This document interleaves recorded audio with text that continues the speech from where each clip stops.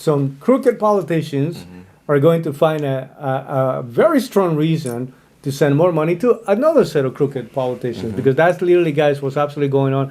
You know, at some point, I went from, I hate the fact that maybe Putin wasn't that much of a bad guy. He is a bad guy. There's no getting around. Obviously. Right? The other thing was, you know, the whole idea that we are financing you know, people killing people, there's always a little bit of hesitation. But then the final thing is, there's no accountability. We're just throwing money and we don't know to what. Where? Like, who's getting, a couple of people already got busted with like $40 million accounts, you know what I mean? That, I mean, that level of corruption that everybody knew was already taking place. But this event just happened in Russia, guys. Alexei Navalny was assassinated, was killed. There's no getting around it. They can literally say natural causes. They can see he was sentenced 19 years in a prison, in a literally, again, hardcore Arctic prison. He was only 47 years old at the time of his death. But just to give you an idea, August 20 in 2021, they attempted to, 2020, I believe, is when they attempted to poison this man. And the fact of the matter is that He was saved. He was already, again, strong opposition, a little too vocal, maybe somebody that should have known that everybody that has opposed Putin at that level, you know what I mean, Putin at that level, has been literally either thrown out of the country, thrown into jail, or killed, right? There's no easy way to oppose apparently Vladimir Putin, right? Yeah. So, but what happens here is that the guy jumps on a plane, and they were able to find out that he was being followed for a while. There was a group called the Bellingcat group that literally did a geolocation data, follow. It's almost like we're gonna look into every single one of the movements, that anything that would be trackable, your cell phone, your car, every time you pass the toll, every time so they were able to track these individuals. And apparently what's actually happening is Russia has a group of assassins that will participate, and it's divided in two areas. One of them is the actual army intelligence hardcore killers, and then you have also the guys that belong part of the scientists, you know what I mean, that all they do is they provide, hey, here's this whatever you can use. What was used with this man when he jumped into that plane was a military grade poison. It's called Novichok, and this thing is as lethal as you can possibly be. More than likely, you're going to die. But what happens is they give it to him, and it was placed on his clothes, right? But he immediately felt it to the point. And the guy, obviously, at this point, know that whatever is happening, they trying to kill me right now, started to scream and complain. I don't know if it was real pain that he was experiencing at that moment, but he know I'm dying, right? So did it so loudly that forced the plane to return immediately, fast enough, where emergency services were able to come in, probably giving some kind of a shot, something that gave him the opportunity. Essentially, they saved his life, you know what I mean, just because they moved fast enough. They go back to one of the Russian hospitals. Everybody knows, obviously, what's going on. They don't want to allow his wife, his family, his attorney, anybody to get close to him for the next 48 hours. And what everybody was arguing is like they're trying to get the stuff out of his system. Eventually, they release him. It's August 22nd. He's moved to Germany, right? In Germany, in a matter of, immediately they said, okay, this was poison. But by September 2020, September 2nd, it's actually verified officially by the German government that this was this type of poison that was actually utilized. And immediately, obviously, the question is, well, where do you get something like this? You can't go to Walgreens and CVS to buy it. You know what I mean?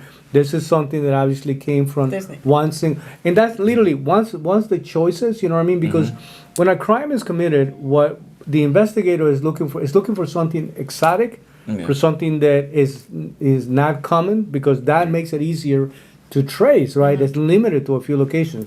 That's literally the mistake that they make. In addition to that, once these guys realized that this group was out there, right? And they started to track the secret services, FSB for Russia. They started to play around a little bit, maybe a little too much though, because he started to call. This is Alexei. He started to call everybody to say, and he was going to ask the question at first, why did you try to kill me? Right? I mean, and so as soon as they realized who the person was, but then he said, well, obviously all the military guys immediately hang up the phone. Immediately, they knew he tried to ask them a few questions, but then he got one of the guys that was the scientist side of the group to talk. Hey, I'm putting a report together for so and so and so and so. We're trying to find out what happened with Navalny. And they go, well, we fell. And then, but why? Well, apparently, you know what I mean, that it was not enough. He said, was it enough on, poison? He's like, yeah, that should have been more than enough. But the problem is, then he goes into the fact that the plane turned around so quickly, and he was able to get first. He said that was one of the reasons why he said it didn't. Well, so what is there anything else that we can do? And then the guy at some point said, like, I wish we were having this conversation on a private line. And he's like, no, but I only have a couple of more questions. The guy gave him the whole breakdown about how it happened and what happened, where did they put the poison, the underwear and the crotch area, like every single detail, and everybody they couldn't believe that they're recording this. Well, first of all, that guy is missing in action. That guy also disappeared. And literally they hang up the call saying, I know this guy was trying to kill me, but more than likely they're going to kill this guy, right? January 17, 2021, he decides to go back to Russia. Actually, in August 20, he goes back in the 17, and he stays immediately. The moment that he lands, guys, he's arrested. But, between the sequence of events, like, you should have known that was coming. Right. Immediately they take him in. From 2021, obviously he's taken to that prison.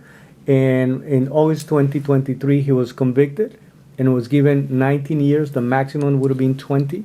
He was given 20 years, and February 15 was the last time that anybody saw him publicly. And the 16, he died. He was killed, is what everybody will agree upon. So this is, guys, this is the kind of stuff that you actually, I don't know, I can give you characters.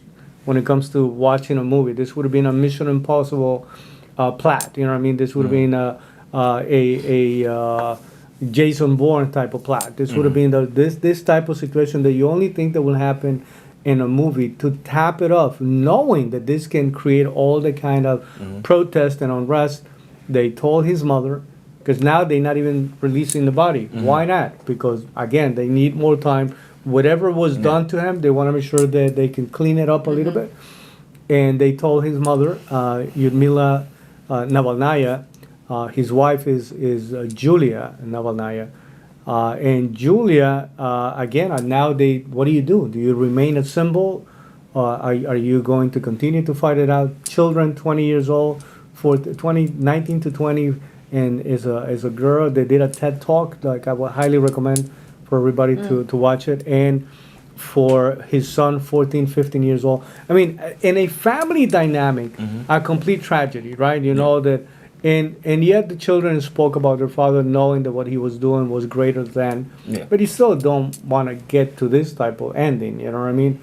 I just don't know what did they think was going to happen. It's almost a little naive and optimistic to believe that the people in Russia has the ability to support a candidate who made it very clear. Listen, our president here makes a little over $400,000 a year, and when they come out of the presidency, in the case of Barack Obama, worth about $90 million today, right? Not even 100, but somewhere around there. Let's say there's $100 million. Right now, Biden is already worth, I don't know, between what you can count legally and the also paintings. all the paintings and all the legal stuff, that maybe another $20-30 million. George Bush, everybody, the only person that lost money coming out of the presidency was Trump, right? Vladimir Putin makes $135,000 salary-wise as the president of Russia, and yet he is unofficially, he is the richest man on the planet, worth over $200 billion, right? What this guy was doing was highlighting the level of corruption, how monies are being manipulated and taken away from the people, because at some point, maybe the Vladimir Putin that came into the presidency, the guy who was talking about Western values, the guy who was talking about family values, the guy who was supporting the Orthodox Christian Church, maybe at some point in his heart, it started the right way, but it looks like he not only that has been attracted by that level of wealth and corruption, and at the same time, guys, created a level of corruption where there is no room for anybody that really wants to do what's good for the country. How do you feel about this thing? What does it mean? Because now also Democrats are using this event, this moment to say, see, we got it. How do we let this man stay there? Now we got to support Ukraine even more. So a lot of areas that we can go to with this thing, but what's your take on it? Who wants to take it? So for me, number one, like I said earlier, before I'll say it now, so the actual part of the group he was, I'm going to say the name of the group, is the Russian Opposition Coordination Council, right? Which he's a member of and a chairman of one of the sections of that group, right? So if I know this is what I'm doing, there should be zero reason for me to go to Russia for any reason and not be or not expect it to be where I'm gonna get arrested. They're gonna they attempted to kill him way before they actually got him, right? Correct. So then you got to know multiple times. Yeah, that's what I'm saying. And I'm not saying he shouldn't have done what he was doing. Yeah. Do that if you believe in. Hey, we got to expose, the corruption. Do that, but you got to know that you're in the middle of a fight. And literally, Russia don't mind going to war and killing people. So then they're not going to do anything different for you or to you. Exactly. So then I'm not saying that he shouldn't have been a part of this organization or shouldn't be exposing things that are criminal or bad. But you got to be smarter. Unless his goal was to make it public, because I even seen the video where he was like, hey, if they kill me, that shows you how powerful we are. So unless he was trying to make a statement by being killed just to bring more light to the situation, then he's got to be smarter than going behind enemy lines and thinking that you're not gonna deal with the consequences of that. Correct. Yeah, but just so you know, to address that, there was a moment where he was addressing. He's literally talking to his press secretary or whoever is the person that was helping him. Maria, her last name escapes me right now, but she's that person that was, either speaking on his behalf or very loyal, kind of protecting as much as possible. And when they were doing that video, that's special, and that was the question, what do you want to tell the Russian people if you are killed, if anything happens to you? And at first, he didn't want to answer the question. And he tells her, these guys are trying to, they're making a video about my death, not about my position. And so he was even joking with them saying, we should leave that one for the next video, you know what I mean, so and so. But then eventually they got into answer, and he makes a statement about, I want people not to stop. They got to keep fighting. Listen, nobody wants to wake up a martyr because that means that you didn't wake up, you know what I mean? So you don't want to be a martyr. Everybody knows that Putin is not a nice guy. The way that I'm looking at this is, again, I'm concerned, I'm more of a America first type of person. So the way that I'm looking at it is, okay, this is more reason for more people. It's exactly what you said, more reason for more people to ask for more money, to go and to be mishandled over and over again. So it sucks. It's unfortunate. Anytime there's a human loss, especially for somebody that was, speaking and outspoken against the guy, no one should be surprised. It is unfortunate that it's happening, but no one should be surprised about it. I think he lasted a little bit longer than anybody really expected, especially if he was in a prison and he was put there, So it's like he was even there a little longer than expected. And the timing of this whole thing literally sets off so many red flags. 2 days or 4 days or 5 days after the interview also with Tucker, right? And so is it possible? Do we know when's the last time somebody seen him alive? February 15. And we seen that he was alive for sure. For sure. I was gonna say maybe he died earlier and they just talking about. No, at that point it's like they have no issues. See, because when they're talking about the timing also and that interview with Tucker, you can tell that at that point you have a Vladimir Putin that really couldn't give rat's ass about what anybody's thinking, what any sanctions don't work. The dollar is at risk of collapsing because of the sanction. By the way, today some significant additional sequence of sanctions, whether they being implemented or not, are being imposed again based on this. So our government is going to take action. The Biden administration announced about 500 different people or actions that will be taking place and affected by it. However, the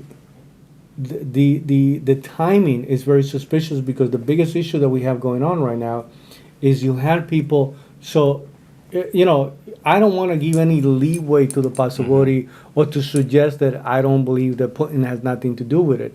But what the argument that somebody was making, imagine if I want to create a bigger enemy out of you. I just got to make you look worse, and I got to make you look. And how do you look worse? Well, in the front of the, obviously, public opinion, right? If you're killing your opposition, well, let me kill that person for you, so that your enemies actually want to come after you even harder. So it is that theory that what if this guy was not killed by Putin? What if this guy was actually killed by some kind of internal group that got to the place and say, let's make it look worse. Yeah. And so here you have this kind of scenario where you don't know, and that's the way that I'm looking at it. Biden is out of power, and then a new president comes in, right? Let's say that Trump comes back to power, right? How do you deal now with Putin? Do you say, listen, we need to go back to a drawing board? Here's the land allocation. We need to stop this war. Whatever the case. How do you deal this without dragging Trump into, you friend with this dictator that everybody was... We go back to the same argument that everybody was using before, making him look like...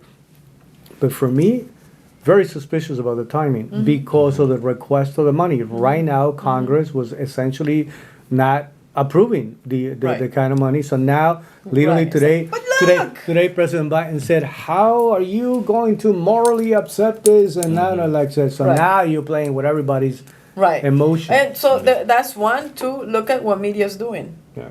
Everybody is kind of like, whoa, So it's like, why?